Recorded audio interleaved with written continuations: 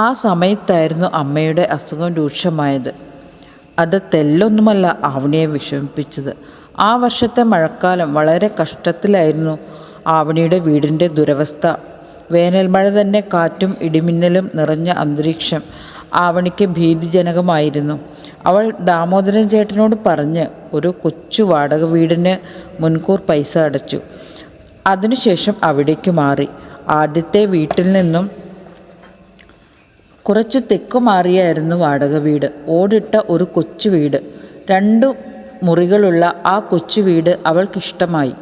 സ്വരൂപിച്ച് വെച്ച പൈസയിൽ നിന്നും ആദ്യത്തെ 2 മാസത്തെ വാടക പൈസ അവൾ ദാമോദരൻ ചേട്ടനെ ഏൽപ്പിച്ചു. അടച്ചുറപ്പുള്ള ഒരു വീട്ടിലെ അന്തിയുറക്കം അവളുടെ അഭിലാഷമായിരുന്നു. ക്ലാസ് വിട്ടു വന്നാൽ അല്പനേരം മാരിവേൽ അവൻ്റെ സുഹൃത്തുക്കൾക്കൊപ്പം പന്തു കളിക്കും. അതിനുശേഷം വീട്ടിലുള്ള അല്ലറ ചില്ലറ ജോലികളെല്ലാം ചെയ്യും. വസ്ത്രങ്ങളെല്ലാം അലക്കി വെച്ച് കഞ്ഞിയും കറിയും വയ്ക്കും. ആവണി ഇരുട്ടി തുടങ്ങിയതിനു ശേഷമാണ് ഇപ്പോൾ വീട്ടിലെത്തുക. കാരണമുണ്ട്. നല്ല തിരക്കുള്ള തയ്യൽക്കാരിയാണ് അവളിപ്പോൾ. പുതിയ വാടക വീട്ടിലേക്ക് അവൾ അമ്മയെ ഒരു വണ്ടി വിളിച്ച് മാറ്റിക്കൊണ്ടുപോകാൻ വളരെ പണിപ്പെട്ടു. അമ്മയുടെ കട്ടിലിൻ്റെ ഒരു വശം ഒടിഞ്ഞതായിരുന്നുവല്ലോ. അതിനു പകരം കുറച്ച് പൈസ കൊടുത്ത് അവളൊരു കട്ടിൽ വാങ്ങി. ബാക്കി പൈസ ഓണം കഴിഞ്ഞുള്ള കുറിപ്പൈസ കിട്ടുമ്പോൾ കൊടുത്തു കൊള്ളാം എന്നതായിരുന്നു കരാർ. ഒരു 19കാരിക്ക് വേണ്ടതിനേക്കാളേറെ അവളുടെ ചുമലിൽ ഭാരം വന്ന് നിറഞ്ഞിരുന്നു.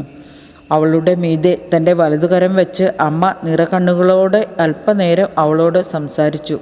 സ്പഷ്ടമല്ല സംസാരമെങ്കിലും അവൾക്കത് മനസ്സിലാകുന്നുണ്ടായിരുന്നു. ഭക്ഷണം വാരിക്കൊടുത്ത് അവൾ അത് അമ്മയ്ക്കരികിൽ കുറച്ചു നേരം അന്ന് കിടന്നു.